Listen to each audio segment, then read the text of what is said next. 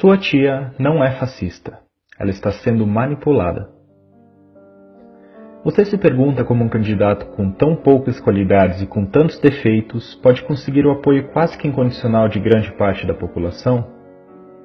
Você já tentou argumentar racionalmente com essas pessoas, mas parece que elas estão absolutamente decididas e te tratam imediatamente como inimigo no mais leve aceno de contrariedade? Até sua tia, que sempre foi fofa com você, agora ataca seus posts sobre política no Facebook? Pois bem, vou te contar uma história. O principal nome dessa história é um sujeito chamado Steve Bannon. Bannon tem uma visão de extrema-direita nacionalista. Ele possuía um site no qual expressava seus pontos de vista, que flertavam com o machismo, com a homofobia, com a xenofobia, entre outros. Porém, o site era de pouca visibilidade, e seu sonho era de que suas ideias se espalhassem com mais força em todo o mundo.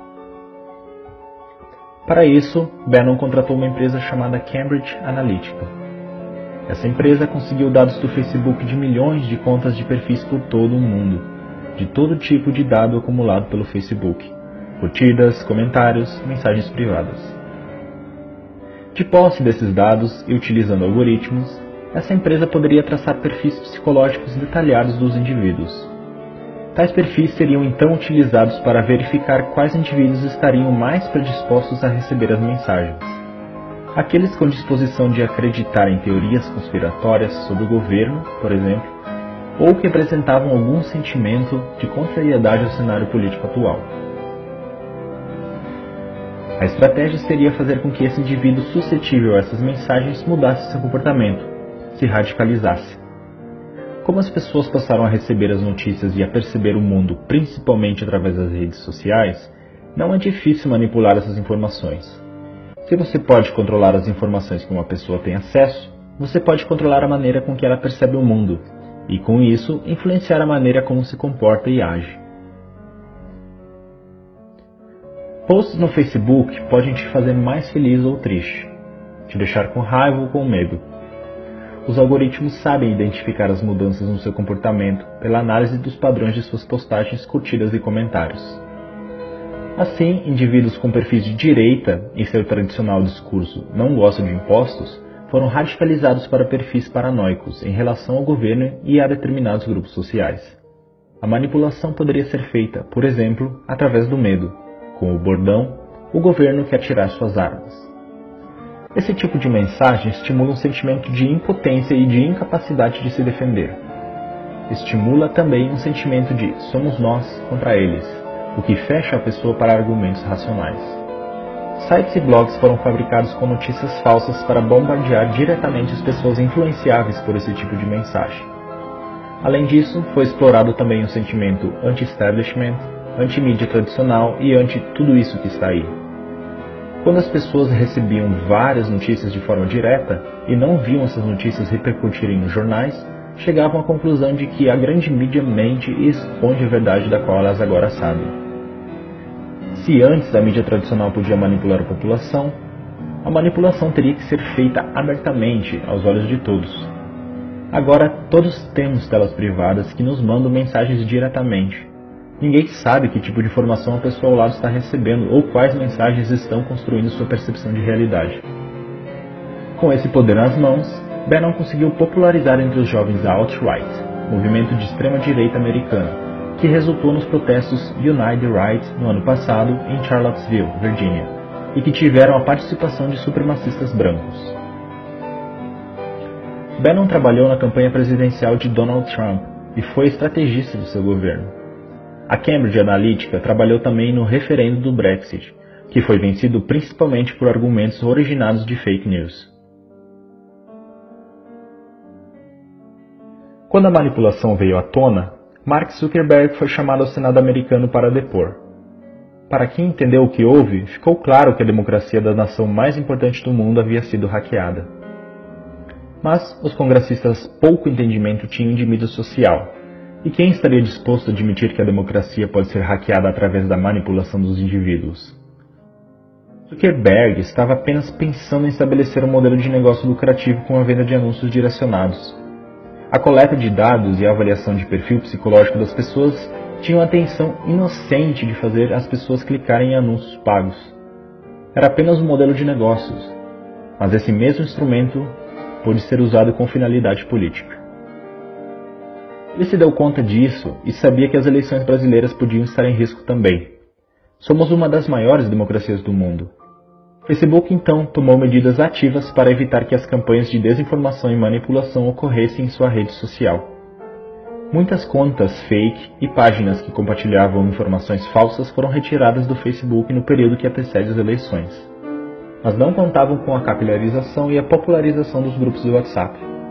O WhatsApp é um aplicativo de mensagens diretas entre indivíduos. Por isso, não pode ser monitorado externamente. Não há como regular as fake news, portanto. Fazer um perfil fake no WhatsApp também é bem mais fácil do que em outras redes sociais e mais difícil de ser detectado. Lembra do Steve Bannon, que sonhou com o retorno de uma extrema-direita nacionalista forte mundialmente? Que tinha ideias que são classificadas como anti-minorias, racistas e homofóbicas, e que usou um sentimento difuso ante tudo que está aí e o medo de os homens se sentirem indefesos para conquistar adeptos? Pois bem, ele se encontrou em agosto com Eduardo Bolsonaro. Bolsonaro disse que Bannon apoiaria a campanha de seu pai com suporte e dicas de internet. Bannon é agora um consultor eventual da campanha. Bolsonaro é o candidato ideal para ele, porque compartilha suas ideias no cenário ideal, um país passando por uma grave crise econômica e com a população desiludida com sua classe política. Logo depois de manifestações de mulheres nas ruas de todo o Brasil e do mundo contra Bolsonaro, o apoio do candidato subiu, entre o público feminino, de 18% para 24%. Um aumento de 6 pontos depois da grande parte das mulheres se unir para demonstrar sua insatisfação com o candidato.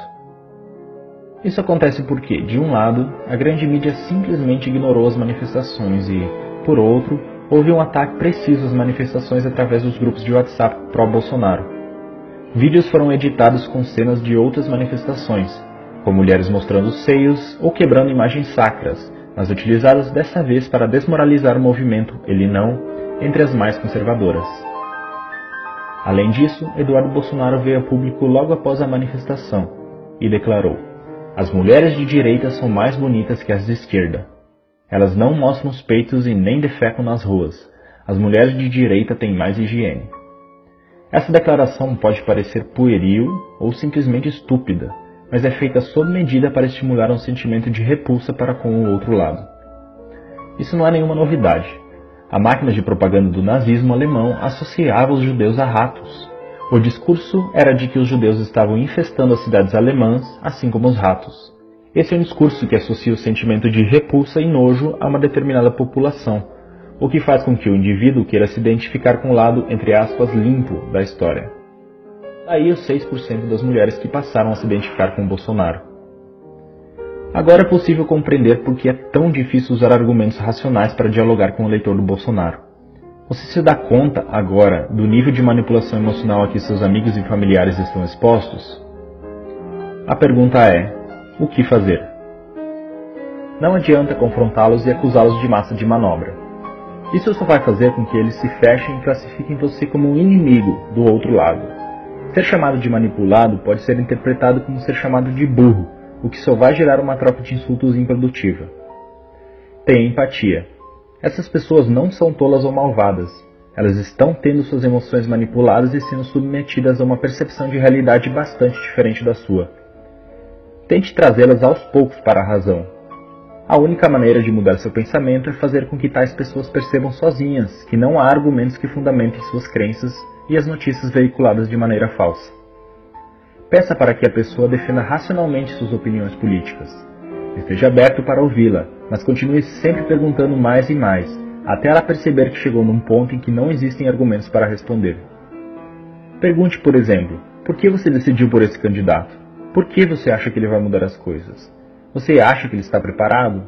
Você conhece as propostas dele? Conhece o histórico dele como político? Quais realizações dele você aprova? Se perceber que a pessoa não está pronta para debater, retire-se da discussão. Não agrida nem ofenda. Isso é um comportamento que radicalizaria o pensamento do somos nós contra eles. Tenha em mente que os discursos que essa pessoa acredita foram incutidos nela de maneira que houvesse uma verdadeira identificação emocional, se tornando uma espécie de segunda identidade. Não é de uma hora para outra que se muda algo assim. Duas das mais importantes democracias do mundo já foram hackeadas, utilizando tais técnicas de manipulação. O alvo atual é o nosso país. Não vamos deixar que essas forças nos joguem uns contra os outros, rasgando nosso tecido social de maneira irrecuperável.